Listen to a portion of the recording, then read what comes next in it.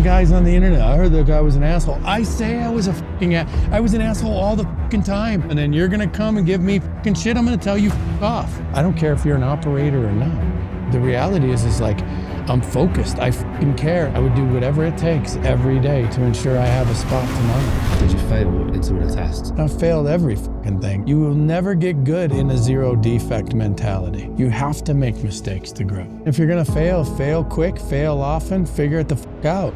How would you describe a Delta Force operator? Like, what's the difference? Most guys, you wouldn't even know what they did. Every Navy SEAL looks the part. They got tattoos, they got anchors and squids. At any day of the week, a Navy SEAL could raise his hand and come try out for my job.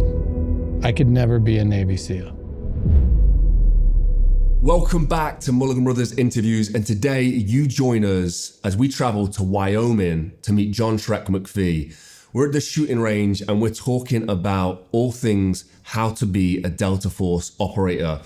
John also talks about the book that he's working on at the moment on how to be a leader. So these kind of things lead the conversation. We talk about Joe Rogan and we talk about John's lowest moments. He has had some difficult times in life and some things that he's had to overcome, and they've led him to where he is today. And he's super open and honest about absolutely everything. I know there's a lot of stuff out there with John. Some people absolutely love him. Some people have a lot of things to say about him. And that's why I think this conversation is really interesting, because he lays it all out there. So join us for this conversation with John Shrek McPhee. I also want to say a massive thank you to our Patreon members and supporters who have made this possible. I'll talk about them a little bit later. And a massive thank you to everybody who joined the giveaway last week. If you commented on last week's video, you were entered into a giveaway to get $200 plus worth of stuff. Last week's winner was Official Future Magic. Keep an eye on your emails and on the comment. We'll message you and let you know. You are the winner of the Element, the Timeline, the Mulligan Brothers stuff, all that good stuff, the Yeti stuff. In fact, it's over like $300 and something worth of stuff here, but we're giving away the same stuff this week, guys. The Element posters, t-shirts. All you have to do to be entered is go down below, comment something about this video. Did you gain something from it? Did you dislike something about it? Did you hate our editing style or my interview or my face? Just comment down below. What was it?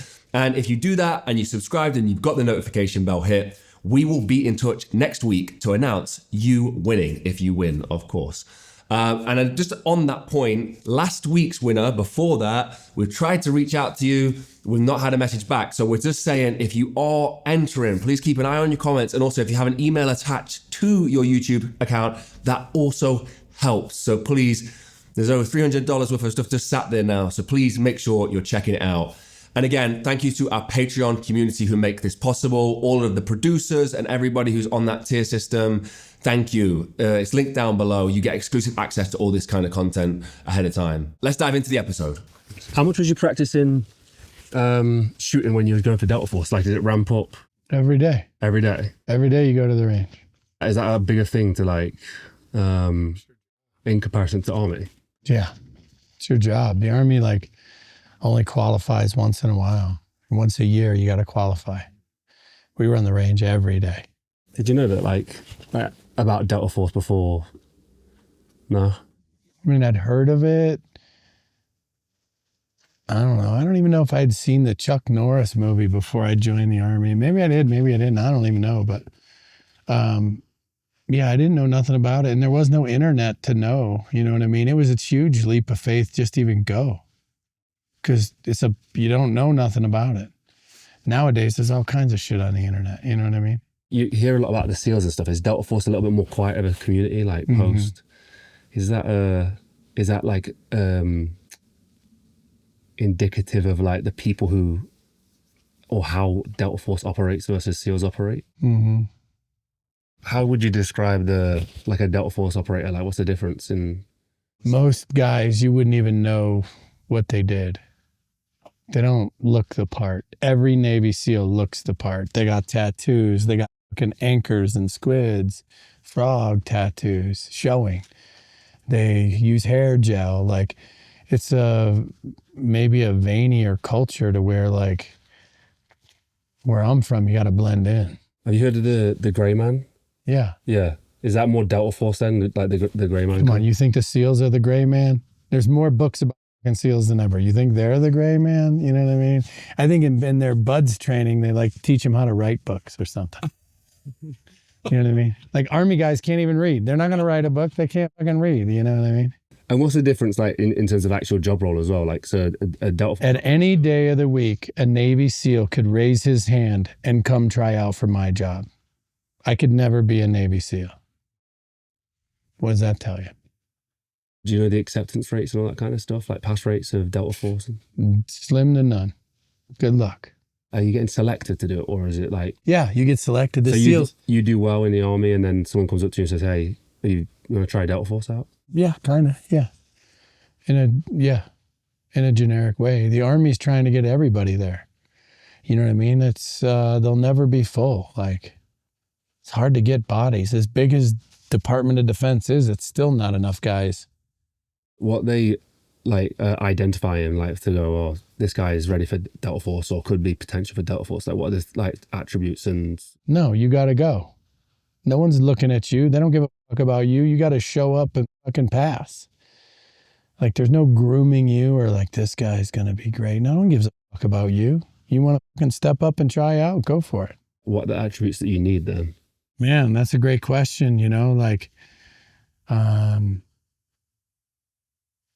needs to be fucking confident. He needs to be able to take little guidance and make the most of it, you know, make it happen when no one told you to make it happen. Like, just little things that make people great, you know, but it's not just the unit, right? It's people do this in life. People work for you where you're like, wait, you got your work done already? Like, okay, I'll give you some more. You know what I mean? There's people like that everywhere, and that's what they're looking for. Yeah. Was you one of those kids then, or I guess even when you was just working in general, we have an expression called job and knock in the UK. It's like where you finish your job, you knock off, you go home. But like, was you always given extra, like even when you was like a mechanic, like would you give like work as hard as you possibly could, even when it was a mechanic? Yeah, I mean, I've always cared about what I did. You know, that's another thing is like sometimes guys join the Army or whatever, they're more into their life than they are work. Mm. You know what I mean? And there's guys that care about work and the guys and the, you know what I mean? So I always cared. I tried to keep my guys safe. I protect my guys. I didn't let anyone else fuck with my guys, right? I always tried to keep everybody just kind of, if you worked underneath me, it was a protection in a way. You know what I mean? Why is it important to work hard? Like, what's the reason for working hard? What else you gonna do? You know what I mean? You want to fucking go through life half-assing shit your whole fucking life? You want to do bullshit your whole fucking life? That seems like it'd be more frustrating than like focusing and trying to get good at something. What about the point where it starts to become difficult? You know, like you on the fringe of being great at what you do. The difference between like good and great is a step away. You need to be able to take that step. Most people fail before it gets to the great and they walk away and they don't do it again. And what most people don't know is greatness is a step away. Take that fucking step. You know, when you was like doing all of this, did you fail in some of the tests? I failed every fucking thing, every fucking time. Like, I fail everything. You know what I mean? Like, and if you're going to fail quick, fail often, figure it the fuck out. You know what I mean? Failure is the best learning tool. You will never get good in a zero defect mentality. You know what I mean? Mm. You have to make mistakes to grow. Have to. So I would encourage everyone, start making mistakes today. Yeah. You know what I mean? And those mistakes will tell you what you like or don't like, so you know yourself. Even big things? Even big things. Everyone's going to fail, man. Like, nothing's perfect. Life isn't perfect. You can get used to it. You know what I mean? Literally, I failed fucking every fucking thing. I failed everything. Like, I don't know. I was going to try to name shit, but I failed so much shit. It'd be easier just for me to say I failed a ton of shit than me to just start fucking naming everything. You know what I mean? I think that's one of those things that freezes people, is that fear of failure. Some people don't even get started in the first place. Yes, they'll never fucking go. This is the biggest thing, is like selection. Just fucking go. Figure it out. But a guy who doesn't like to fail, doesn't know what this is about, he's not going to go try. You know what I mean? So back in the day, before the internet, we got guys that were truly not afraid of failure. Once the internet came out and you kind of know how it works, you know what to expect, right? Then I think they started attracting guys that like were afraid to fail, but they kind of knew enough to where they thought it was acceptable. Because when you know nothing, failure is not acceptable. Damn, that's so interesting. Like, yeah, the information, like not knowing was helpful. Like not knowing, jumping into the deep end, having that sort of mentality, I'm just going to give it a go, was helpful. Now, you know, you can almost, you can't take the test before the test, but you can find out what it is. You know a lot about it before you go. So you were going in there absolutely blind. In my day, it was a black hole. Like I had buddies that passed and I just never seen them again. And then before cell phones, how do you fucking call this guy? How do you, hey, are you alive? Like, how do you fucking check on him? Fucking moved, changed his phone number, moved to a different fucking place. Like, they were just gone. And then years later, you'd see him like, fuck, you've been here the whole time? What the fuck? Like, I didn't know that. Why didn't you tell me? I would have went with you. You know what I mean? So those whispers of what it was going to be like, but you didn't fully know what to expect. Right. And the whispers of what it's going to be like are from those who fail. The stories that get out are those who fucking fail. Well, I passed, but like they said I wasn't, I don't fucking know. I've heard all kinds of fucked up shit, which I know is absolutely not true. But the only person that's going to know is you and them, and they'll never fucking talk. So you can just make up your own fucking story if you wanted. Was it a shock then when you got there, or was it? Yeah, it was like, you fucking made it. You know what I mean? Like, it's fucking great. You know, that sense of achievement, like, was that like, we spoke about investing in the idea of being world champion for jiu-jitsu, for example. Once you was a Delta Force operator, like, was that like a thing? Like, did it fulfill an ego? Did it, you know, do you feel like it changed anything for you at all? Well, no, once I realized this is my life and I fucking loved it, I would do anything I can not to make this end.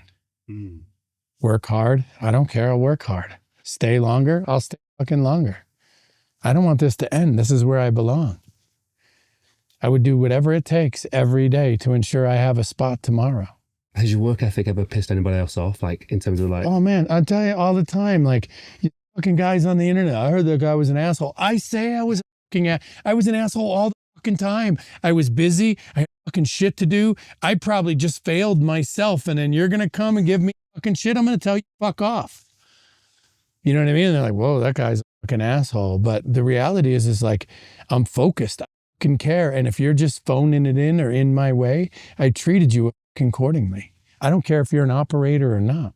Once you got there, did you have an ambition of like, I'm going to do this next thing? Or no, hell no. I just wanted to be a new guy on the team till I died.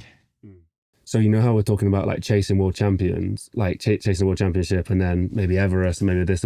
Once you arrived at Delta Force, you kind of settled there for a while and thought, right, I'm just going to be the best at this. That's it. Do the best I can at my job. And then when we're talking about, you know, now we're up at altitude, you're training, the diet, everything, all these kind of different things. Like, did you have that? I know you had that kind of version of that. What did that look like when you was a Delta Force operator? Like, oh, eat as much as possible every fucking day. You know what I mean? And then cardio before 8 o'clock to 10:30 range, 10:30 to 1 jiu-jitsu, 1 o'clock to about 3 or 4 shooting again. How much is the system versus how much did you self-impose, like, to be better? Everything's self-imposed. That's why some guys suck. Oh, okay. So you created this structure of like, this is what I'm going to do. I'm going to go to the range. I'm going to do this. I met the standards. I made it, right? And then I tried to be better than that every fucking day.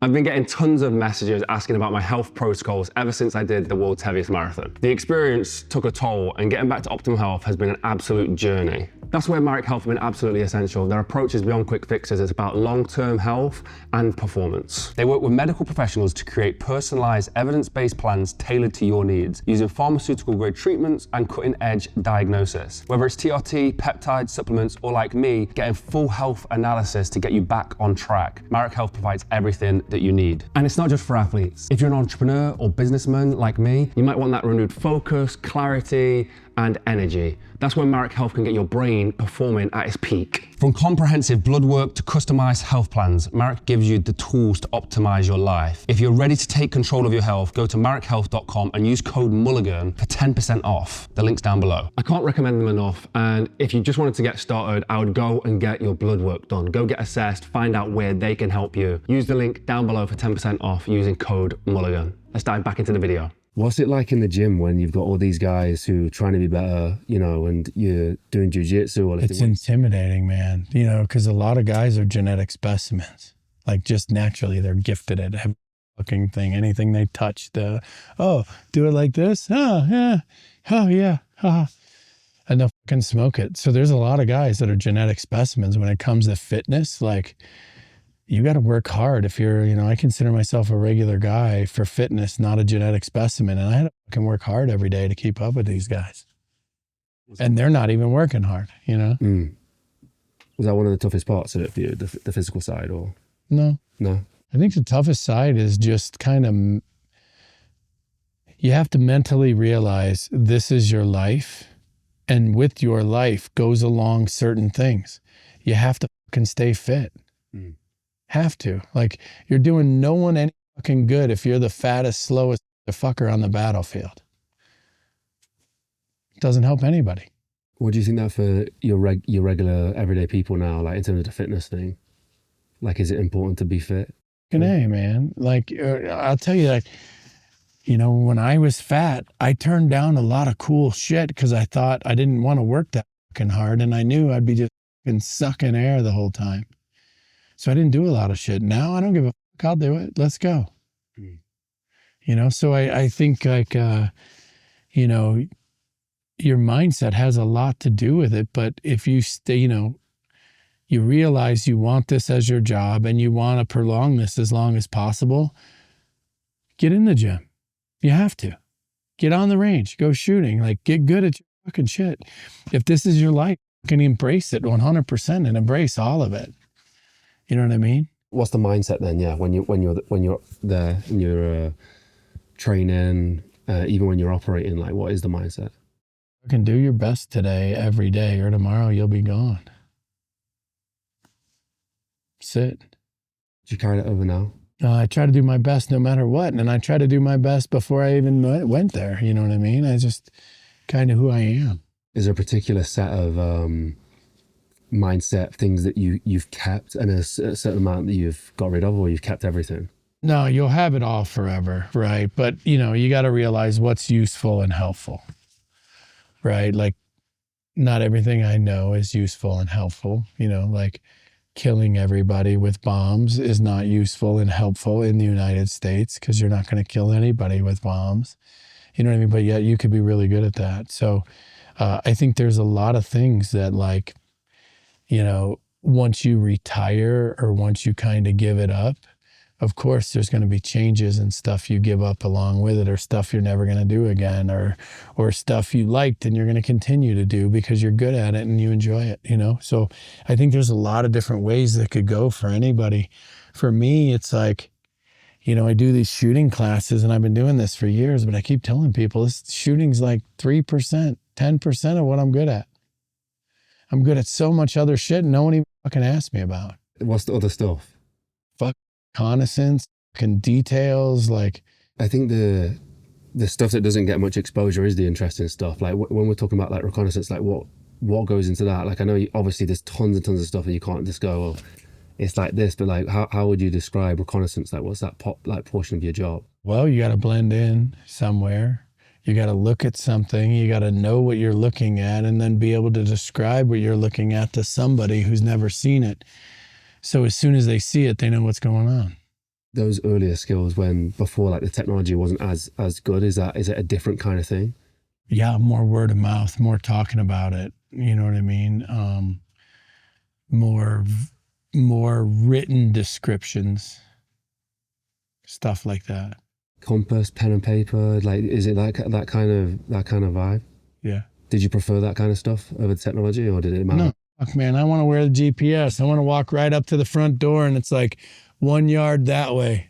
Spot on. You know what I mean? Like, I don't want to have to fucking figure this shit out. How's the training look then when they're teaching you how to blend in? Like, is it just physical camouflage? Is it mannerisms, the way to act? Like, are you doing like drama classes? Not to be like ridiculous, but does it go that deep? No, clothing helps a long way. And then, a little bit of social norms. What are the social norms wherever you are? Those social norms also dictate what clothing you wear. You know what I mean? So you kind of got to know a little bit about the culture to blend in. Did you enjoy embracing that? Like getting to eat the local food and all that? Yeah, no, I didn't enjoy that. The food was shit. You know what I mean? Like, I didn't enjoy that at all. I did it. You know what I mean? It'll give you the shits, but, not that I liked it. Did you get the shits on deployment from eating some of the local food? Man, I fucking have diarrhea till I got home. You know what I mean? Like, it just is what it is. Is it the food, the tap water, or? That's all of it. You know what I mean? I don't think you could single one thing out. What's the thing that you missed the most whilst you were on deployment from home?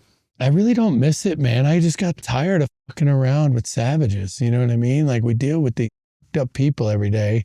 We try to fucking impose democracy down their throat at a fucking end of a gun barrel.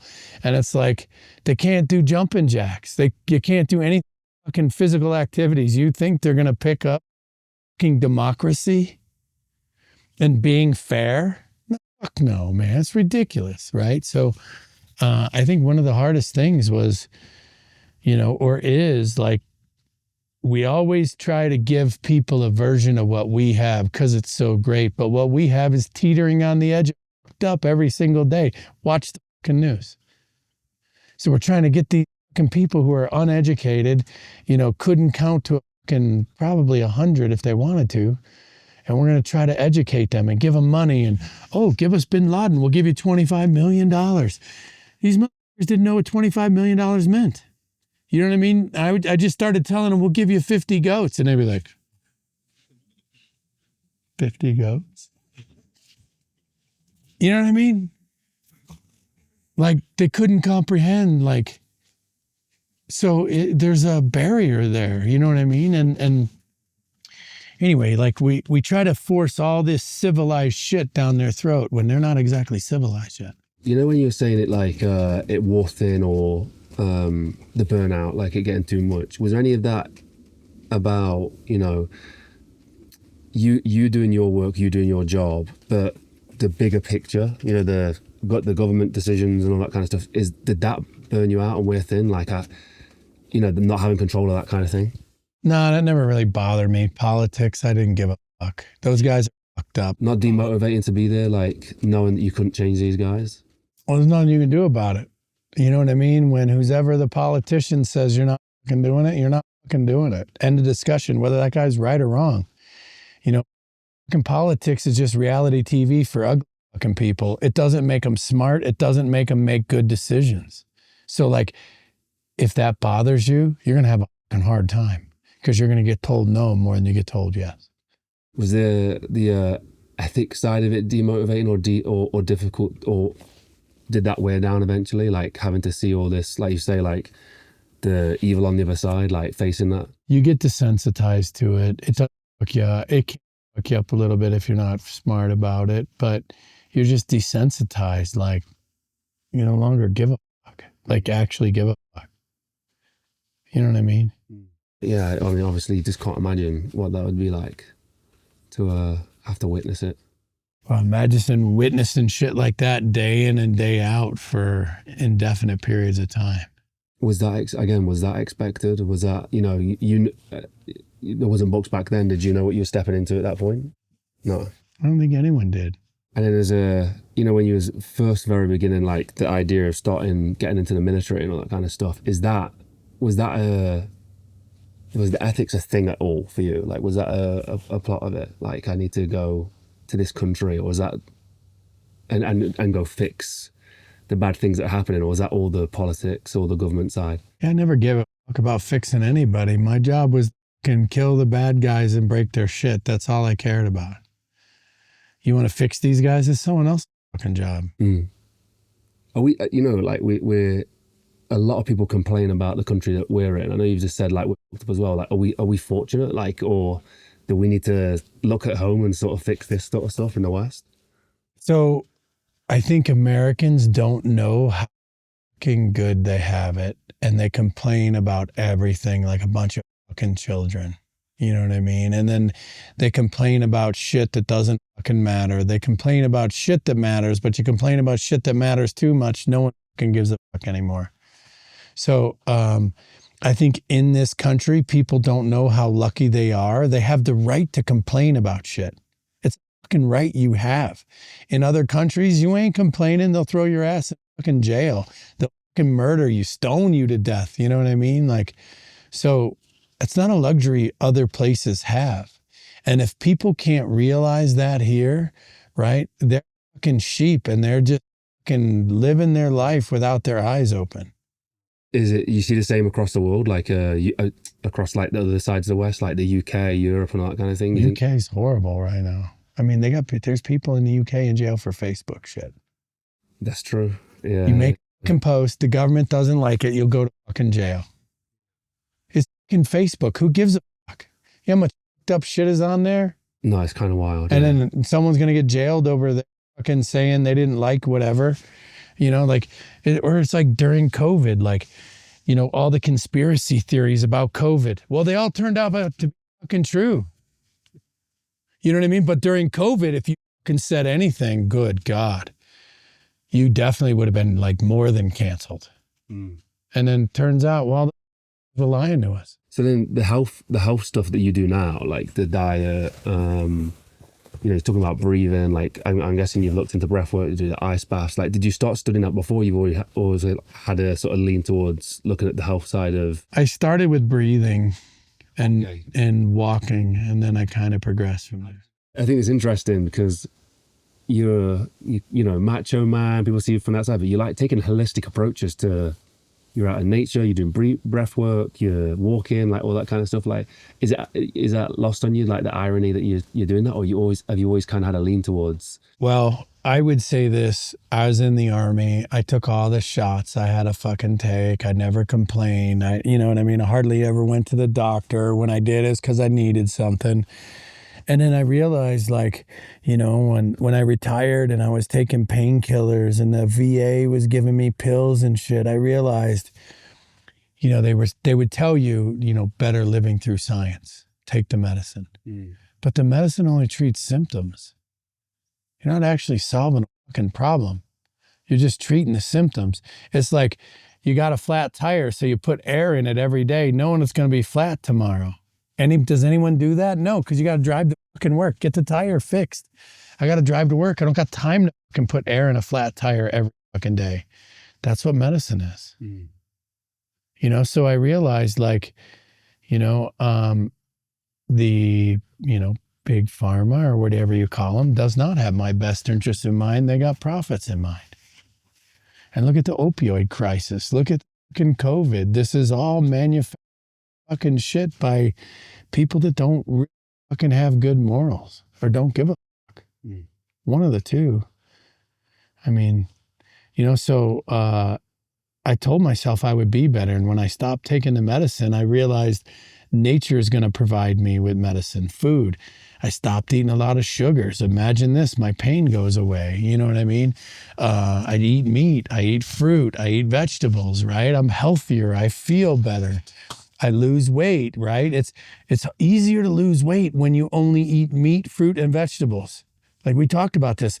It's hard to get the calories and proteins you need when you're eating real shit. But you drink fruit juice and all the calories you want, right? Like all the sugar you want, right? So we're so used to having like things out there that are the easy button, we forget that there might be something actually better. We always want to hit the easy button. We don't want to do better. We don't want to be better. I just want to hit the easy button. You know, and I just got tired of hitting the easy button. And it was like a positive feedback, like you noticed that you were pain-free, you noticed that you were losing weight. Yeah, my pain was going down, my weight was going down, you know what I mean? And I did it one step at a time. I never fucking starved myself or fucking ran myself into the ground. No, I walked. I did my 10,000 steps. And then when I got good at that, I did 20,000 steps, you know. Food, you know, I try to eat good food, you know. I try to take as little medicine as possible, right? Like, You couldn't get me to take a Motrin. What's the Motrin? It's like anti-inflammatories. What were the painkillers for like injuries and stuff? Yeah, inflammation and painkillers is what they gave me. How does that make you feel, like taking those? Fucking great, man. If you want to lay on the couch, fucking party all day and not move, like it's fucking great. Like if you want to have a life or any quality of life, you can't take those painkillers and have a fucking good quality life. Do you remember how long you was taking them for? Years. I took them for years. I've heard like it like almost like numbs. Yeah, that's why it lasted years. It numbs you up and like time slips by and then you're fucking fat and you're miserable and you know what I mean? And it's all because of the pills. Kind of numbs you. So then, you feel like you lost those years or? Yeah, fuck yeah. 100%. I was fat. I was out of shape. I didn't do as much as I could. I wasn't, you know what I mean? Like there was a time where like, fuck, I taught like maybe 6 classes in a year then. Like now I teach like 100. And I was healthy enough to teach 6. Now I teach 100. Like, I'm telling you, it was miserable. It wasn't quality of life. Maybe there is better living through science, but just taking the pills blindly, like, not the way to live. You know that feeling of time just slipping by? Do you have that now? Like now that because you've slowed down a bit, you wake up, do you feel like time, like do you feel the presence? I think we spoke about that actually yesterday at Top of the Hill. Yeah, I try to stay present as much as possible. I think that's important. Like, yeah, being like trying to be in the moment, not like thinking about the future or the past or those kind of things. Yeah, just be in the present. Look, it's called the present, a present, because it's a fucking gift. The future, the past, you can't do shit about that. Live in the present. It's a fucking gift. That's why it's called a present. That's why you get presents on Christmas and shit, How do we not live fully hedonistically if we're living for the present though as well? Do you know what I mean? Like, how do we not avoid chasing like the highs all the time? You can chase it, man. So you can fail. You'd learn something, do it again. Like, you know what I mean? Like, you can go for it. I mean, I'm not talking about doing crime. No, you can live your life to the utmost you can. People see that and enjoy that. And I think it's why I get so many positive comments. I'm just trying to do my best out here on a daily basis. And I think people see that. And doing things that have payoff in the future, like is that something you have to learn over time that works? Because like, like the training you're putting in right now is for a payoff in the future. I guess it benefits you right now too, but I guess some of the amount of work that you're putting in is to try and become world champion. Well, I would say this. I think, especially with your body, nothing happens quick with your body. You want to start losing weight and you're overweight, it's going to take you a while to lose that weight if you're just walking, but it'll come off. It just takes time. People live on the internet to the near fucking second and they realize there's shit out there that still takes time. So as soon as you realize this is it's baby steps in a long game, this becomes a lot easier to do. But people they want to lose all the weight today. They want to do it all now. And the reality is like, well, that's not exactly healthy. Do you think, you've been running this business for a long time, like you're doing these courses, you retired, you started doing this. I'm sure you was getting along, like you was earning, enough of a wage and a salary.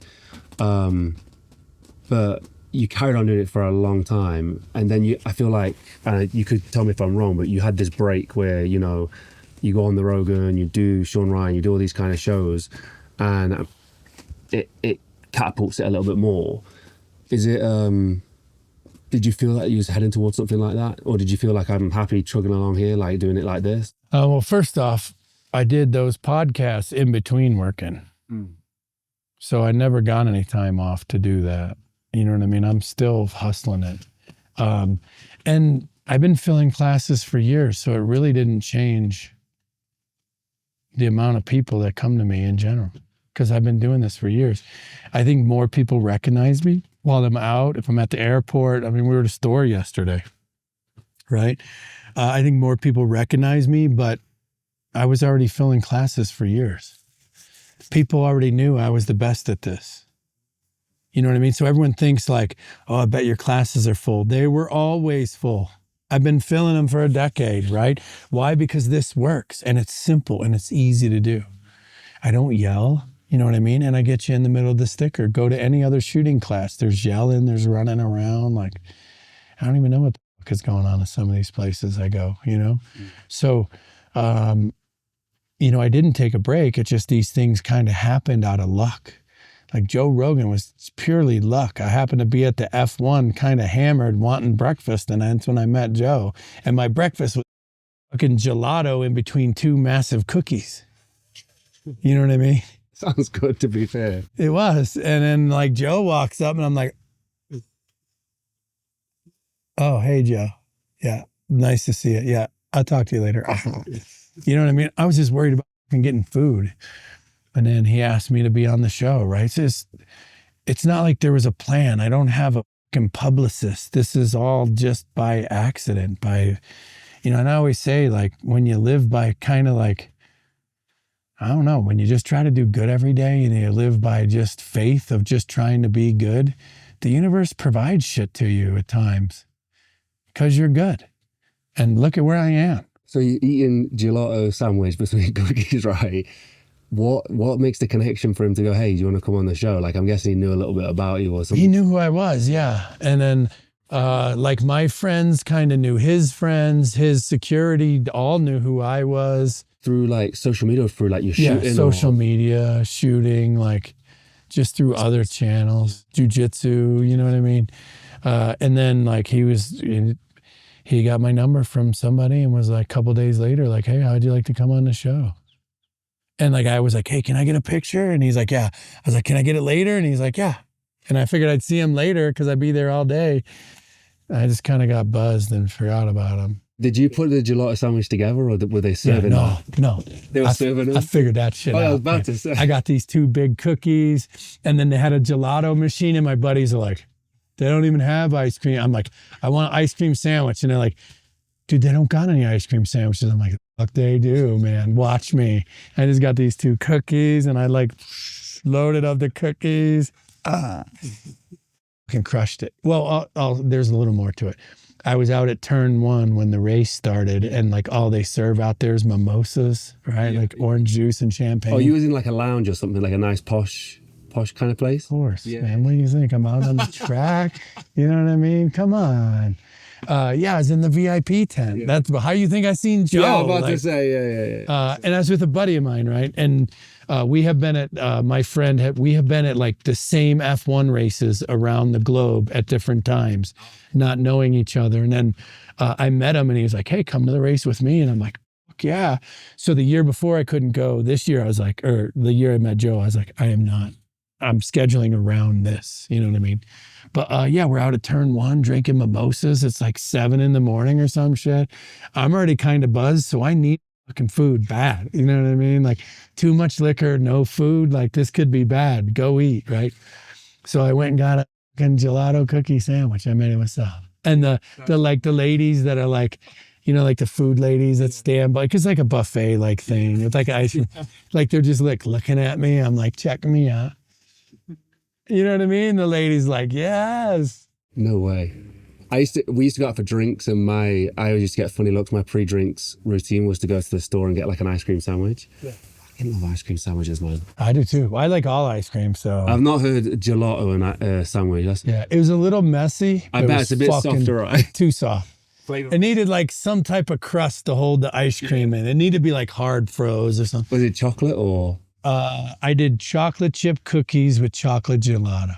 That's pretty decent. Where was the F1 event? Austin, Texas. Austin, okay. I was just first experienced doing Miami. My girlfriend took me out to the Miami F1. That was pretty cool. First time seeing them. I'd never seen.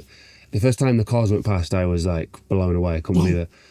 Wasn't in a VIP suite though. It was one of the commoners at the fence. You know what I mean? It's not for everybody. So no pre-conversation with Joe, like no, like, hey, I'm going to be at the F1. It literally was ice cream sandwich. He comes past. He's seen us eating and came up, and yeah, like a buddy of mine used to work at the comedy club, so I was with people who kind of 6 degrees of like separation. You know what I mean? By the time you was on the show, did you know him? Like, did you know him? Because you seemed like it flowed really well, like that whole. Yeah. I think that. Well, Joe's Joe's a regular guy. He's like humble and kind and like he's easy to talk to. He's genuinely curious. Like I don't think there's a bad bone in that guy's body. Like, and like he's generally curious, and I think that just makes him great at what he does. What was the experience like? It was kind of surreal, man. First off, I didn't know how long I was in there for. It's like we sat down. He's like, "Yeah, put on the headphones." It's like, "Oh, this is the podcast kind of deal." Oh, like, that was straight. I was 20 minutes in, not even knowing we was podcasting yet. You know. Well, okay. Let me back up. When I got to the building, you kind of go in. There's some other guys, some security guys. There's guys in there probably work for him. So he's like, "Okay, you ready to do the podcast?" I was like, "Yeah." So I sat at this table in like where you come in, and he walked off, and then I was just sitting there, and he comes back. He was like, "Oh, you thought we were going to podcast here?" I was like, "I don't know where to go." And he's like, "Dude, we got a whole room for the podcast. Come on." Right. And he's like, "Wait, you never seen this place?" And I was like, "No." So he showed me this whole place. He has like a bow and arrow room. We were into bow and like I shoot bows as well. I elk hunt as well. So we were talking about bows forever in the bow and arrow room because he's got the exact same bow as I have. Oh, okay. So I'm like, "Wait, is this a Hoyt?" And he's like, "Yeah." And I'm like, "This is what I use." And he's like, "Wait, you have bows?" So, and then we were kind of like walking around talking through the facility, and he just kind of sat down. And so I sat down, and he's like, "Throw the headphones on." And then like, holy shit, we're doing this. You know what I mean? It was on. What's the facility like then? So you got boat. It's massive, man. He has like a fucking whole UFC gym, and it's beautiful. It's the nicest. It's like the man cave I always wanted, you know? Just for the podcast, like for him, was he like, "Oh, if you need to use the gym, like go do it." Like, what's the purpose of the other stuff outside of the studio? For him to work out. He works out every day. Like he fights every day. He does jujitsu. You know what I mean? He does all his own shit. So I just imagine he does it at work. And you said next time you're trying to get a role, in. Yeah. And he said he would. How competitive is Joe at jiu-jitsu versus like what you do? Like, is he doing stuff like worlds or? Oh, Joe could probably win worlds. You know what I mean? Yeah. Like he's been doing it for years. He's a black belt. I mean, he's a legitimate badass for sure. Yeah. So then what was on the other side of that? How did you knew Sean Ryan through career? No, I was working and I was going to a competition camp that was near him, and they called us, and my assistant was like, "Well, we're going to be in Nashville these dates. If you want to do it, we'll do it then." And they agreed. And was that a completely different experience, I'm guessing, from the Rogan? Yeah, totally different. Sean is like kind of quiet. He asks you the question, he wants you to answer, and then he's quiet, which is more like a psychology visit. I'll give you my best Sean Ryan. Here's my best Sean Ryan. So, tell me about your mother. That's a good impression of Sean. He's a really nice guy. He's great. I love Sean. You know, I think I lean more towards Sean Ryan's style of interviewing than a Rogan. But yeah, Joe Rogan was like bullshitting with your buddies. Yeah, when I left Sean's, it was kind of like, was that a psychology visit? You know what I mean? And my assistant was like, "How did it go?" And I'm like, "No idea on this one." You know what I mean? And she's like, "What are you talking about?" I'm like, "I feel like I just got shrunked in a psychology visit," you know? And she's like, yeah, whatever, right? I loved both. I loved both episodes. I thought they were both great. Yeah, like I thought the Sean Ryan show was fantastic, and the Joe Rogan, you just kind of. But Sean's great, but he's got it's a different style. Yeah, it's Sean's style. Everyone I know loves that style. Yeah. You know what I mean? But like when you're in that, when you're getting those questions, it doesn't feel like a conversation. It's just kind of like, you know, like a psychologist that, you know, "So tell me about your mother." Yeah. So tell me again, when you joined the Army, what was the first thing you did? You know what I mean? And you're like, I don't know. But it's just a different style, right? I like Sean a lot. He's a nice guy. I still talk to him. I think he does great for people's businesses as well. Like I think is really intent on that and like making sure that people are aware. Man, the Sean Ryan show has been nothing but above board with us. Like they still show my little clips. Like they've been great. I love Sean. You know? So just this is an interesting thing to me as well. Is like both the shows you'd not really seen, even the Rogan you'd not seen much before going on it. Podcasts? I don't watch that shit. I'm fucking busy. Do you know, like, what I think so interesting is, like, people are so hungry to be on those shows and to do those shows and, like, you know, probably pounding Joe's door down, and you've not even seen them and got invited. Are you a believer in, like, you know, we spoke about having faith and trusting the process and all that kind of stuff. Do you believe that if it's meant to be, it's meant to be, and it'll come around? If you're positive enough, the universe will deliver good shit to you. And if you're negative, you get bad shit.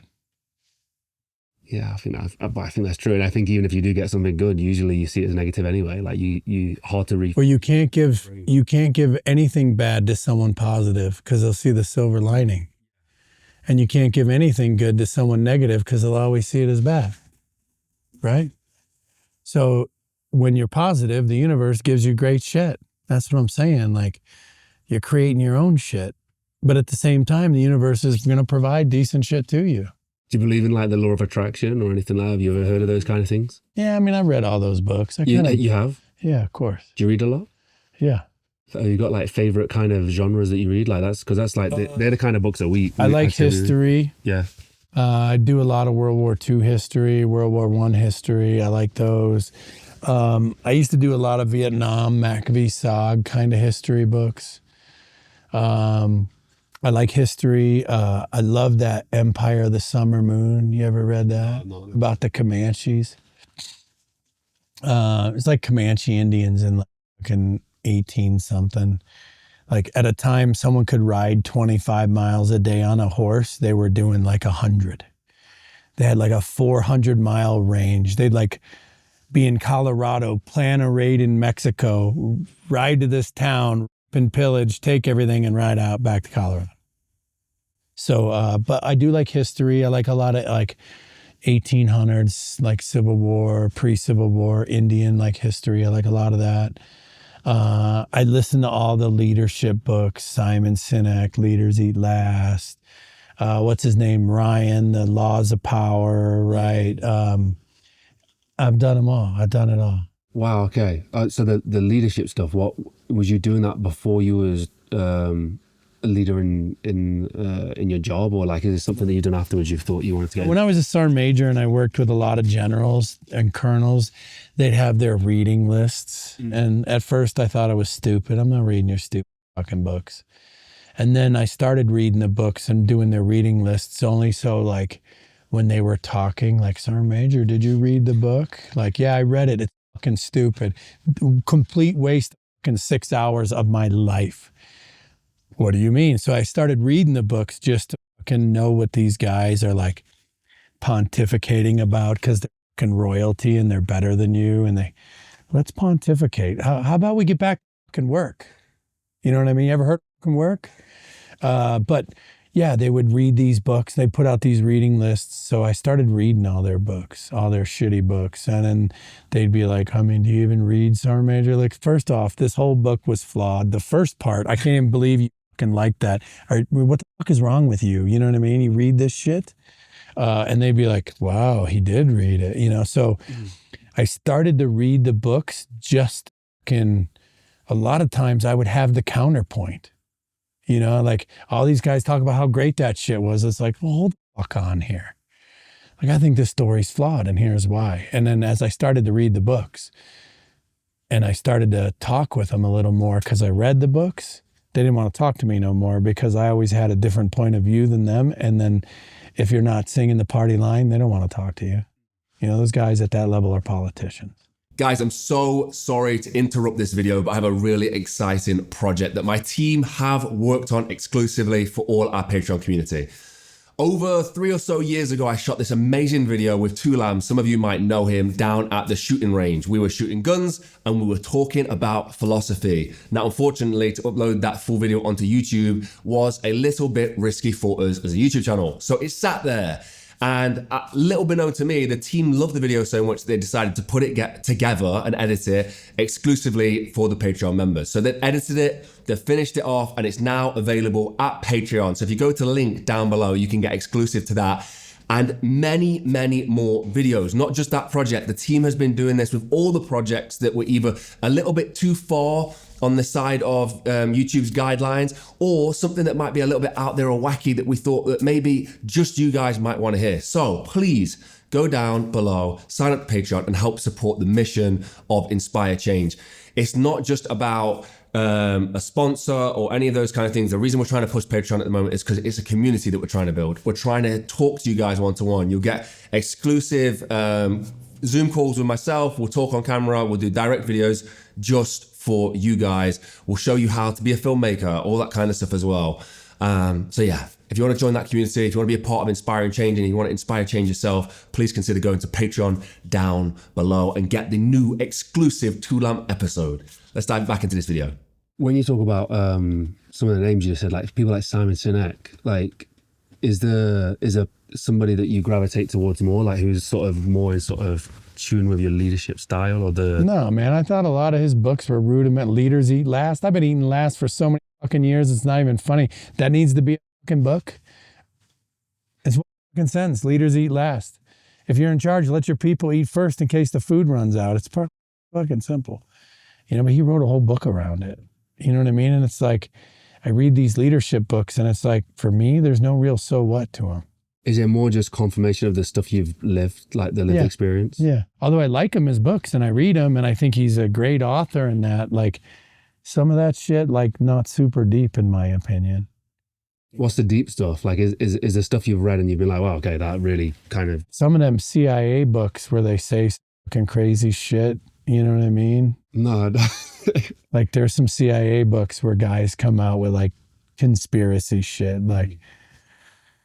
I don't know, Nicaragua, giving drugs to California, trading cocaine, fucking guns in the 80s or whatever the fuck they were doing. I mean, I only read the books, but I don't know what happened. But yeah, like some of these stories are fucking crazy. Like the stuff with the Comanches, like, are you reading that to, is it just entertainment, or are you reading it like because these guys are like savages and like you're trying to learn something from them, or is it just mainly like because you're interested in what they're doing, or just entertaining?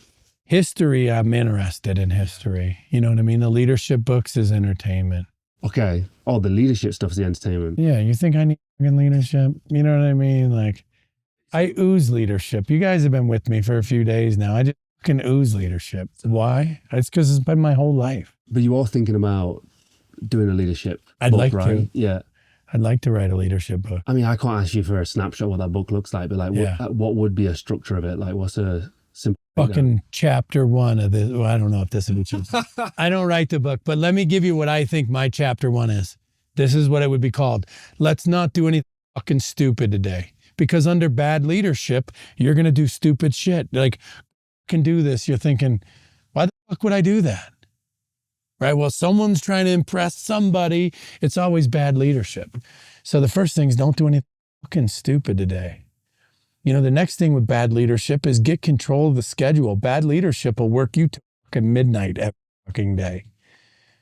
Is there really that much work going on? You know what I mean? Is every fucking thing an emergency?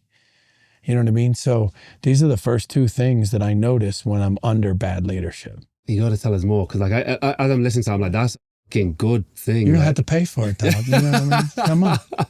I can't give it all away. Links down in the description, man. If that book comes out, we'll link it up for sure. Okay, deal. Yeah, but like, so, and you think like, what does that look like? Like the 12 rules, 15 rules, 20 rules, 100 rules, 1,000 rules? I think I go with 20, but I think it's going to be more than 20.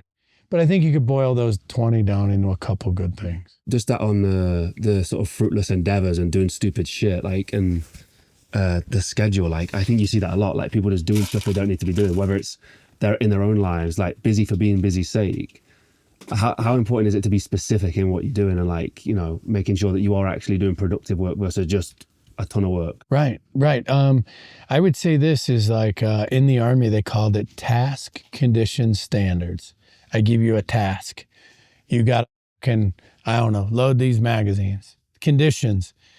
You're going to stand out here in the sun and you're going to have to load magazines out of the little ammo crate. You know, and the standard, I want it done in the next 5 minutes. So someone knows what to expect. You know what I mean? I'm not going to fucking go, oh, our other boss is coming. While you're loading magazines, go clean the shitter. You know what I mean? Like, this is where bad leadership starts to creep in, right? Because if our boss was coming here today, he wants to see us doing our fucking job, not cleaning the fucking shitters, because the shitter should have already been clean. Have you looked at businesses for people? Like, ever, like, here's where your issues, because when you're talking about that, you could have manager one, manager two, someone comes along, up the system, and have you looked at stuff like that? A little bit. Is there enough, like, consultation? Like, seems like you'd probably nail it. Yeah, but no one wants the truth, so who's going to hire me? Fair enough. You know what I mean? And I'm not sugarcoating this shit so I get the checks. I'll tell you what it is if you want to fucking hear it. If you don't, I won't fucking tell you. But most people don't want to hear that they're fucked up. So this perpetuates. And it's always fucking schedule's fucked up and you're going to do stupid shit. Always, always, always with bad leadership. Whatever the fucking hang up is, whether they want their next promotion, whether they think they're better than you, whether they think they're fucking spotlighting over you, whatever the fuck they think. Those things are the first two things that are going to be fucked up. In your business, you keep it quite simple, right? It's just... Look, I said earlier that 3% of my skill is shooting. I would say probably 50% of my skill is efficiency in anything I do. Was there any inefficient movement in me showing you guys how to shoot? No, this has been good, yeah. There was no inefficiency. So guess what? We're as efficient as possible. Of course this is going to go good. Do you see yourself expanding in terms of business, or do you feel like you want to keep it that tight just because of how efficient? No, I don't want to expand. Well, I want to deal with heads. No, I'm good with just me. I'm happy with just me. I'm happy being alone. Like, you know, we talked about this yesterday. People mistake loneliness for freedom all the time. I'm fucking free to go do wherever the fuck I want. That's how I got here, like freedom, you know? I just think, like, why would I want to deal with other people? Well, this other person, if I brought them in, would have to, like, somehow be worth their weight in gold to me. That's a great rule again for running a business, is like they have to be worth the weight in gold. Why hire someone else otherwise? I need to tell that to my meta glasses. Write that down. Write that down, meta glasses. Yeah, but you know what I'm saying? And so, but as soon as you become efficient, you'll have time at the end of the day. And then if you actually ran a performance-based system, if you got done with your shit by 2:00 in the afternoon, go. You ain't got to stay here, but you ain't got to go home either. Get the fuck out of here. You might earn some time to yourself. Imagine what you'd think about your bosses if occasionally you got some time to yourself. We run errands and your bosses are cool with it. Yeah. You'd start to like your job. Yeah, I think so many people waste their lives with inefficiency, not on how much they think they've got to do, but just inefficiency. And then also, just, I mean, on that point is like being busy for busy's sake is like a big thing as well. Like, if I'm not working hard, then that, you know, that's a bad thing. Yeah, But like, I don't want you faking. Are you done with your work? Yes, go home. See you tomorrow. Right? Any emergency we have, like, you know, during the war, you know, it was always, we're running a war, people are fucking dying, we don't have the time, we need it done now. But if you're in a business where no one's dying, this can wait till the morning. You know what I mean? You send me a text at 9:00 at night, you're not going to get a reply till 8 in the fucking morning the next day. Why? Because if you didn't care enough to get it to me before 5, it can fucking wait. Is someone dying? No, it can wait. So are you quite good at like answering emails, messages, all that kind of thing? You keep a structure with it, like, and just do it when you need to get it done, or? I'm 100% up to date on all my emails at all times. Because when you stay up to date on all your shit, there's no emergencies. You send me shit, I can send it back. I'm done. You know what I mean? So when you become efficient, you start knocking that shit out immediately because you have time in your day to knock it out immediately. And then this other shit comes in where it's like, well, I can't do anything about this till next Wednesday, so it sits in the top of my inbox till Wednesday. So be it. Are you good at keeping that stored mentally, or do you make notes or like reminders and stuff? I do a lot of stuff mentally. I do make some notes, but when I was a sergeant major and I had a million things going on any one given day, I wrote every fucking thing down. And then you'd refer to it. And I go back through the pages. Hey, did you get your shit done on Tuesday? No, why not? Okay, well, here we are Friday. It goes in Friday note. Still needs to be done, right? So I took incredible notes. Do you think that would be important, like running a complex business or a busy business? Like, Yeah.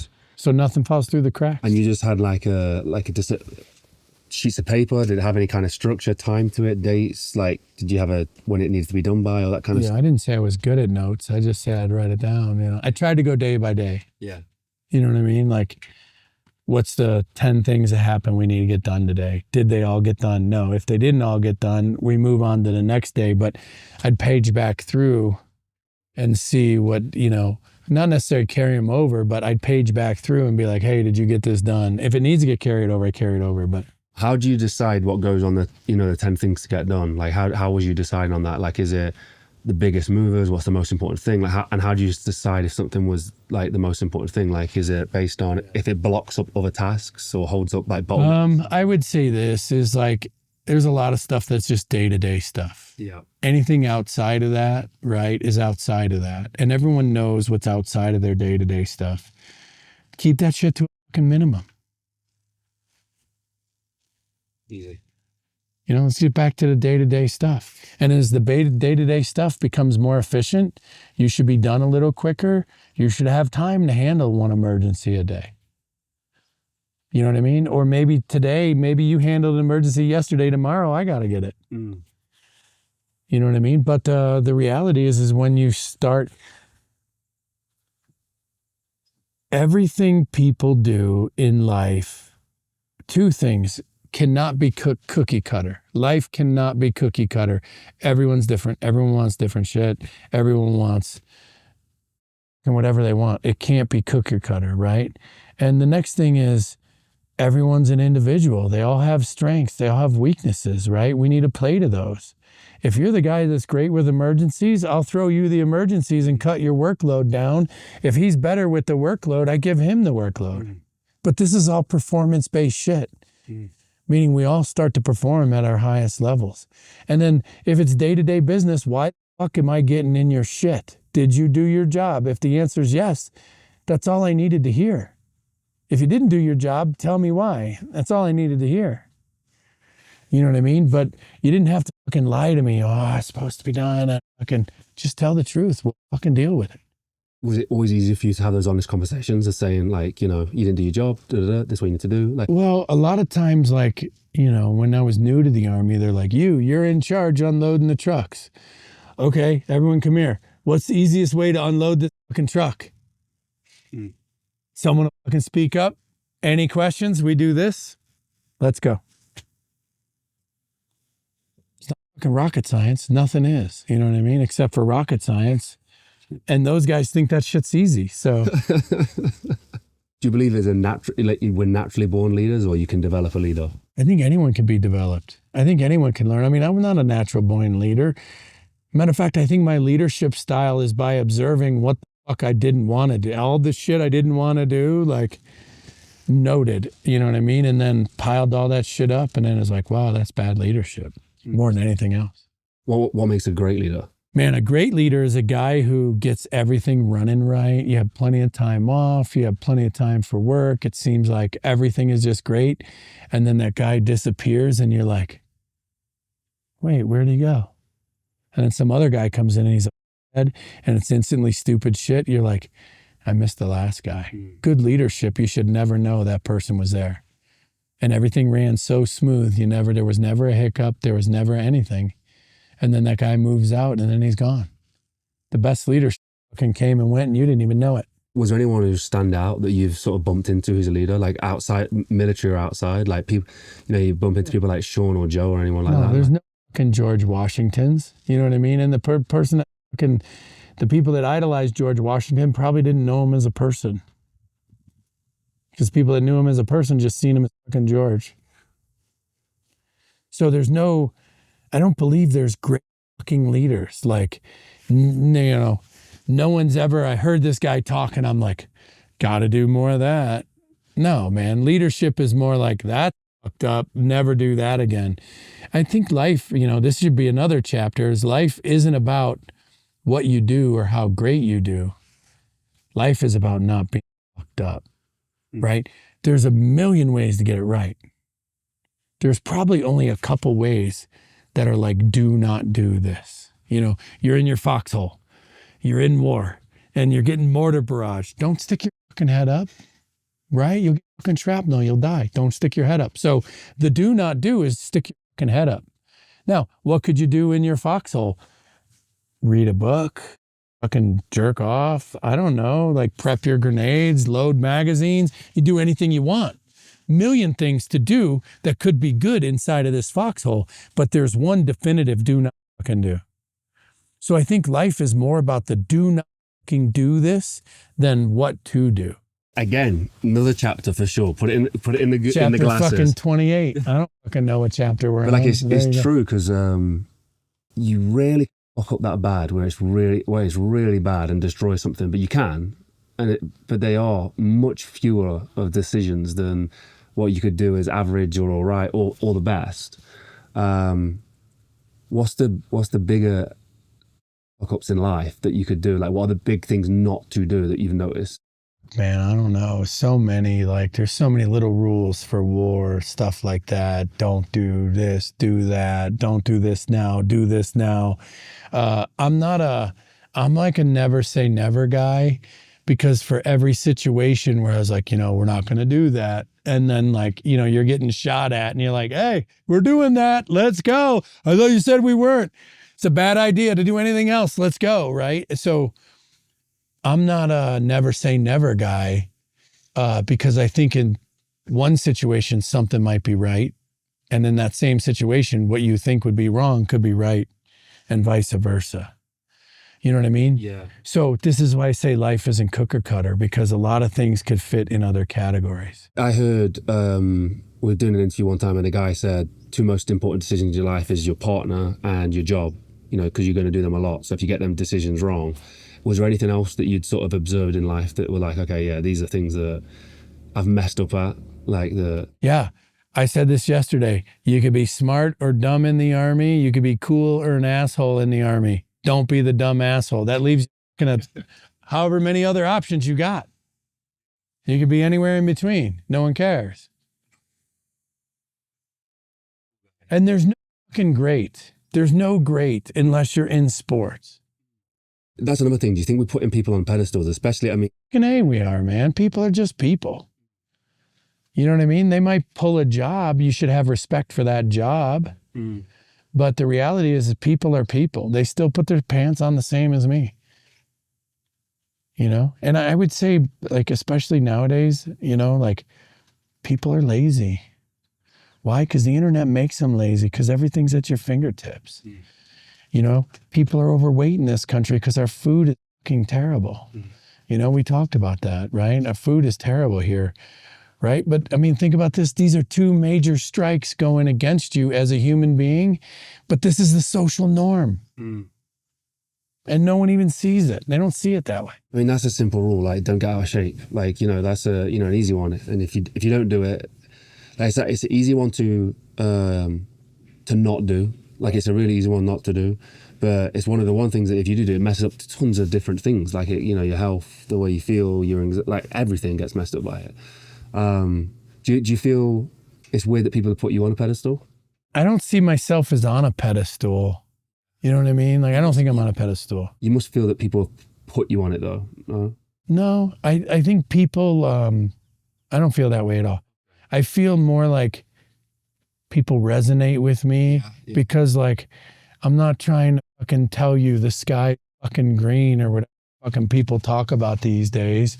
If the sky's blue, let's fucking call it blue and move on. Like, so I think people resonate with me because I fucking say what I think, and it comes from a good place. Like, and I think that resonates with people. And I think that's the reason why I get so many positive comments. I get so many letters and emails, how people I helped, like, fuck, man, I can't tell you how many people I've actually fucking helped, made a difference in their life, just by me being me. You know what I mean? So it's like, I think as long as I'm me, I don't feel like I'm on a pedestal. I feel like people resonate with me, and that's why they want to shake my hand or take the picture. You know, I'm not above anybody. You know what I mean? Like, I don't think I'm above. I mean, I live in a van. You've seen my place. I'm a fucking simple guy. People could have this life, yeah. Like if they see it, yeah. There's nothing to it. So there's no pedestal here. The only pedestal is the fucking step that helps me get in the van, because otherwise it'd be fucking high. But other than that, like, I don't believe I'm on a pedestal. I don't believe I'm better than anybody. Like, matter of fact, if you ask me, like, I fucked everything up. I'm a big fuck up than most people will ever be. And maybe it's my having made every mistake that puts me where people resonate with me, you know? But yeah, I'm fucking shit up my whole life. Like, but I don't think I'm on a pedestal. I don't think I'm above everybody. I don't think anyone's above me. I think most people are equals, and that's just kind of how it is, no matter what their lot in life is. Yeah, I think that's fair to say. Yeah, I think you're right. I think there's a few things that people maybe connect with, and I think one, the idea that you're admitted, or you admit that you've messed up in life, and you managed. Well, we can assess that you managed to turn it around. But I think the other thing is the authenticity. Like, I think being authentic, being yourself. I think people aspire to be that, and I think in a world where it's difficult to be yourself, or people find it difficult to be themselves, I think they look at that as like a breath of fresh air. I mean, I'm sure it's got you in shit being authentic. Oh yeah. People do not like the truth. You can lie. I've lied to people in my life, and they weren't mad at me, and they knew I lied to them. I've told people the truth, and they fucking hated me forever and not talk to me again. It's just how it works. Would you change it? Fuck no. Look, if you can't handle the truth, you got fucked up shit going on today than anything else. Because, like, as soon as I realized I was fat, I realized my truth was being fat. I needed to do something about it. Have you ever not been authentically yourself? Like, have you ever, wavered from that? Fuck no. No. Why would I? Why would I compromise myself in any way for somebody else? And why would I want to be anybody else but me? I mean, I don't understand it, but you're stuck in the fucking body. You're given a body, you're stuck in it till you fucking die. Who knows what happens before or after? Who knows how you got here? Who knows where it goes after? But you're stuck in that body, and you're going to hate that? You're never going to be fucking happy. You know what I mean? Like, if you could just be happy with what you got, you'll be fucking happy. That's another thing is, like, I talk about all the time, probably needs to be a chapter of a book, is don't live beyond your means. Oh, that's huge. Yeah. Right? Like, people are driving to get the fucking Ferrari. They want that new car. They want fuck, if you can afford it, fucking go get that thing. But don't get it to where it's a detriment to everything else you work on. Yeah, I think that's great advice. Yeah, I think that's that authenticity as well. You're being fake. Like, you're not being. If you're living beyond your means, you're fake. Do you ever have a question from, like, younger guys about how to be authentic, or how I feel like they aren't able to be themselves? Like, you ever had that kind of? Nah, most younger guys ask me about joining the army, joining the service, Marines. What would your advice be about, like, how to be authentically yourself? Yeah, first off, just stop giving a fuck. Stop trying to keep up. Don't keep up with the world. It'll outrun you. You're just going to end up tired and pissed off, right? So just be you. And I fucking turn off the news. Just because you compare it to top 5 news articles doesn't mean that's you. Right? So turn off the news and get in touch with yourself. Figure out what you like or don't like. You know what I mean? Like, if you can figure out what you don't like, that narrows down a lot of shit that you might actually fucking like. Yeah, and just fucking be yourself. No fucking zero, man. Zero given. That's how you be authentic. That's having an ice cream sandwich in the VIP lounge. Mimosas on turn run. Then as soon as that ice cream sandwich was over, I was back at the bar getting more tequila. You know what I mean? I just needed something on my stomach, so I wasn't the starving drunk guy at 7 a.m. You must have a situation where that's landed you in shit, or got you kicked out of somewhere, like you're wearing the wrong. My whole life, my whole fucking life, man. You know what I mean? Yeah. My whole life, like, I just don't understand if you're not yourself, who are you going to be? And how does this make sense in any fucking way? Yeah, I'd rather live as authentically as I could and be myself and be by myself than dress a certain way, be a certain way to try and fit into some clique. Like, Yeah. The only reason people do that, I think, is like TV shows, these reality TV shows. They dress up, they play fucking fake, they argue, whatever the fuck they do, but they're doing that for money. It's a job. You know, just like some people probably type fucking, I don't know what they type, but they probably type shit all fucking day long. Also a job. What's going on, guys? I just wanted to update you guys on some of the support that you showed for us recently on the Sands, a charity that's close to my heart. We asked people to go sign up to the Sands. It was a petition we're trying to do for men's mental health around baby loss. And unfortunately, I was just talking to Connell about it, and he had not the best response from his local MP when he signed up for it. And I just want to talk about that briefly. It's not a sponsor, it's not an ad spot, it's nothing. It's just an update on the situation. And the response was pretty crappy. So thank you to our local MPs for doing absolutely nothing as always. But thank you to the community for doing something. And I was just going to say, if you did want to help support this a little bit more, you can donate to Sands. I know not everybody's got the money to do so, but if you wanted to, it'd be really helpful. Neve's going to be running London Marathon next year for Sands, and I'll be doing the Berlin Marathon with Neve as well. And if I can get to London, I'll do it. But I might be on something a bit more exciting to help raise some awareness for Sands as well. So I'll talk to you in the future about that. But yeah, if you want to help support Sands, go down below. They help support men's mental health. They help support the families who are going through baby loss. They have great resources. If you've been through baby loss or you know somebody who's going through baby loss, either direct them or go try out some of the Sands groups as well. The Sands groups literally saved me when I was going through what I was going through with Jacob.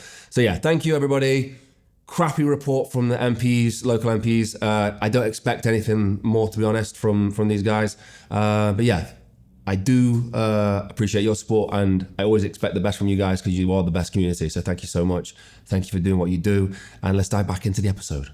I think, you know, some people gravitate towards maybe trying to be like somebody else or assume like a different personality or something because they don't have good self-esteem or they have poor self-esteem. So I think men and women are different with this. I think men, they go on social media and like, I look at like when I was on social media, puppies, baby goats. It's what the internet's for.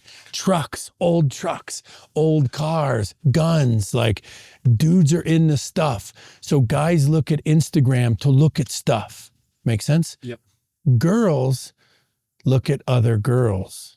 And when they look at these other girls, it's like, this girl is skinny and she's in the bikini that you want to buy. And she's on that vacation that you've always dreamed of, even though you never heard of it before she was working on it.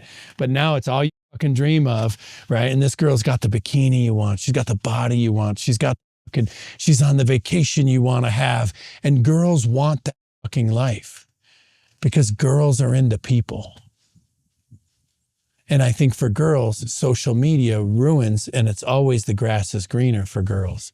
Where dudes see social media is like, yo, did you see those monster trucks? You know what I mean? You see that new gun that guy put out? Like, that's what guys look at on the internet, things. Mm. So I think for women, it's even more important to not be on social media, right? And to be yourself, authentically yourself, so you're not mad because that girl bought the bikini you want to have, but you think you're overweight and can't wear it.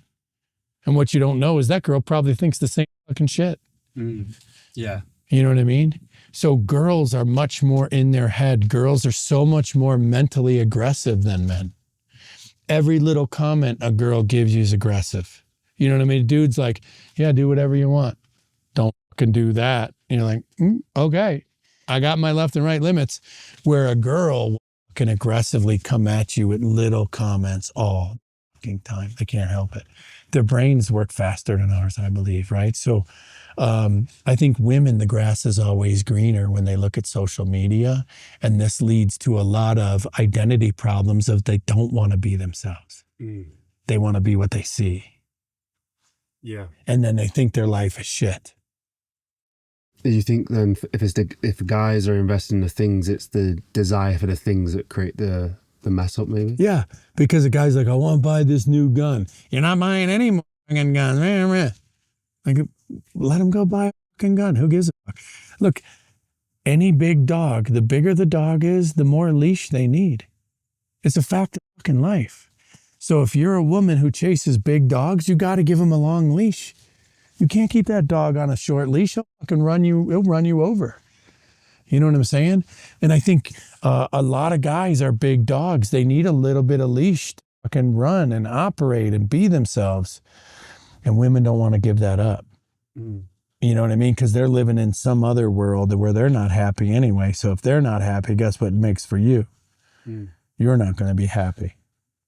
You know what I mean? But I think this is an internet-based thing that happens. Have you ever had it where you've had low self-esteem or anything like that where you... Fuck yeah. Fucking hated myself. Yeah, fuck yeah. Oh, so I mean, that would be the I told you I fucked everything up. Like, this is one of them. Like, fuck that up, you know? Yeah. Yeah, I've had low self-esteem. I felt fucking shitty. Like, I know what that feels like. Did you try and assume any other kind of personality, or were you still yourself at the time? I drank my way to the bottom, and I was just a fucking asshole every day. So I was a worse version. I was the not funny asshole version of myself. Oh, and I'd still tell you the truth, but when I'm an asshole, the truth gets a lot worse. You know what I mean? Hurts a little more, yeah. Yeah, it's got a little more zing to it when I deliver it. Yeah. No, I love people who can tell the truth. My girlfriend's like that. She won't sugarcoat it. It's stung at the start, but then you get used to it, you appreciate it, yeah. I appreciate people being direct with me because at least, like, you know instantly where you stand. You don't have to, like, okay, what's this talk about? What's the motivation here? You know what I mean? Like, wait, was this girl looking at the internet today? Is that why she's treating me like shit? Can't you just look at puppies on the internet like I do? They're so cute, right? Like, especially them little Frenchy bulldogs. Like, I don't know if I'd ever own one, but like, they're cute on the internet. Baby goats, like, they're dirty as fuck, but they put the little jammas on them. They jump around.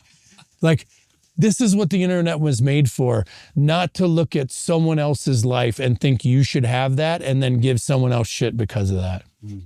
But yeah, I've had low self-esteem. I know what rock bottom looks like. I know what them rocks look like. I've been down there a long time, you know, and I tell people, like, I made that song. It said, drink your way to the bottom, but you got to climb your way to the top. If you don't mind, like, what was a day like you get when you was, I mean, you weren't an alcoholic though, were you? But like, you were just... I did drink a ton. Yeah, so you would get you'd finish work? Yeah, I'd come home from work, I'd drink I'd eat dinner, and then I'd drink a fifth trying to go to sleep, and I'd eat like, I'd eat a few Ambiens. Like, I think the most I ever ate was like 4 or 5 Ambiens. I drank like a fifth, maybe 2 fifths. And then I'd sometimes wake up at 6 a.m. in the club or in a strip club. How'd I get here? And then it doesn't matter how I get here because I got to leave for work. Yeah, I was fucking bad, you know. Just to get the timelines right, the weight loss and all that kind of stuff, did you like... Came after all that. Did you wean off alcohol and like, did it happen slowly? Yeah. That seems tough. Like, I drank a ton over COVID. Yeah. Like the quarantine, I was drinking like a fucking fish. But let's say you're having 10 beers a night. Is that too much? I don't know. I don't drink beer. A bottle of liquor. So you're having a bottle of liquor. After you stood in front of the mirror, you're like, I'm not doing this anymore. I could drink a bottle of liquor as a warm-up to go out for the night. But after that decision, did you go to half a bottle of liquor? Or did you just cold turkey it and just go, I'm not going to have anything? Or like... Yeah. A couple times in my life, when I was a Sergeant Major, I stopped drinking for a while, about 3 years. And I just didn't drink at all. And it was just something I wanted to do. And so I've had problems with booze. I've quit booze. I don't have any problems with it now. I mean, you know, socially I'll have a drink, whatever, right? So I don't have any, alcohol's not a problem, you know, and so I had a problem with alcohol, but the problem wasn't alcohol. Mm-hmm. The problem was me. I fixed me. Alcohol's not an issue for me. Do you think that's the case for most alcoholics, or do you think? Yeah. If they'd fix their own fucking shit, they wouldn't need the booze so much. but they need the booze because they don't want to hear the fucking voices in their head. But them voices in their head just say shitty shit because that's all they do is shitty shit. And they're hungover. Of course you'd be an asshole. There is hangovers to alcohol. No matter if you're a professional drinker or not, it can affect you the next day. Should be the second book should be like a spiritual book. That'd be a good one. Let's go. I'll write it with the Dalai Lama. Let's go. Me and this guy will write a zinger. Me and fucking Dalai Lama. I'll write the controversial parts and he can write the really You can put the swear words in, yeah. Yeah, there you go. If people were like interested in doing this, like doing the shooting, coming to find you and all that kind of stuff, how long would it, like we've done, you know, a few minutes with you and you've nailed it, but like how long would somebody typically spend with you? And where do they find it? Like, is it on like a website or something? Yeah, on the website, there's the training. I don't think there's anything up right now because I take these months off. I think next month we'll put up the fall schedule. But yeah, you just go to my website, find a class and kind of near you, city, dates, whatever works for you. And you're going to be there to do it? I'm the only one that does this, yeah. Same kind of thing? Same thing for everybody. Yeah. A little more advanced. Some classes are a little different skills. But basically, a lot of people, I teach 1-day classes. They'll come out for a day. Okay. I do some 2-day classes. I have taught longer classes, but generally, like, people have like a day or two to come train. They don't got a fucking week. No one can take a week off of work to go play with guns. You know, not even me, right? So generally speaking, most of the classes are like 1 or 2 day classes. And I just do like 9 to about 2. I'll show you how to do this. I'll get you dialed in and yeah, as soon as we're dialed in, that's it. And SOBTV is the app. Digital version of this? Like, Yeah. would you teach this kind of stuff? You try to teach this kind of stuff? You know, when I started doing online stuff in 2012, like everyone laughed at me. Oh, you take videos. You weren't even there. How are you going to judge my shooting? Well, a judge calls it fucking evidence. So, you know what I mean? Yeah. There's that, right? But I started doing it because I figured guns would go away by now. They wouldn't go away, but you wouldn't be able to drive to a range because if you got caught going to the range with a firearm, this is a felony. And if a regular guy gets busted for a crime, he's probably losing his job. He won't be able to fucking have any income. It'd just ruin your fucking life. So I figured I'd start a way where we could train like online. You know what I mean? Like, where you didn't have to go anywhere with your gun. You could train at home. And that's really why I started this. And then COVID hit. I was the only one that had online shit. Wow, okay. But the app is just me trying to make videos explaining kind of the things I showed you today. Is the leadership stuff on the app or is it all gun based? The app's all kind of gun stuff. There's a few other things on it, but it's pretty much gun stuff.